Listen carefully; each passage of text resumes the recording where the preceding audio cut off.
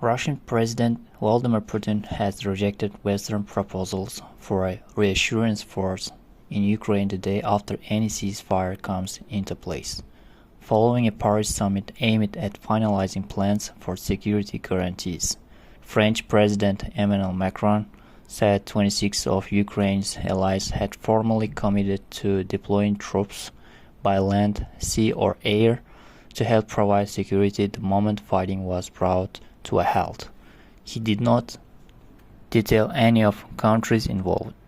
Putin sought to squash the allies' initiative with a warning that any troops deployed to Ukraine would be legitimate targets, especially if they appeared now, even though there are no plans for an immediate deployment. There seems little hope of a ceasefire for now, after last month's summit in Alaska between Putin and US President Donald Trump briefly raised hopes of a meeting with Ukraine's Volodymyr Zelensky and a potential peace deal. Putin said on Friday he was ready for contact with the Ukrainian leader, but I do not see much point. Why? Because it's nearly impossible to reach agreement with the Ukrainian side on the key issues. His spokesman, Dmitry Peskov, praised Trump's very constructive efforts in finding a solution, but attacked the outrageous efforts of European countries to provoke continuation of the war.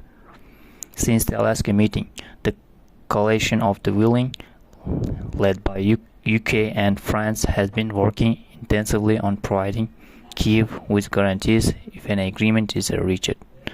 This would involve strengthening Ukraine's military as well as providing a reassurance force to patrol any deal. Macron stressed any troops would be deployed.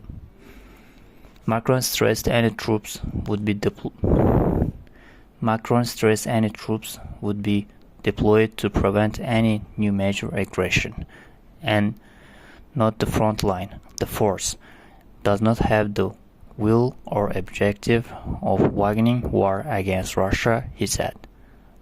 Zelensky described the decisions taken at Thursday's Paris meeting as the first concrete step. The US has not made the scale of the involvement clear. The French president said that would be finalized in the coming days.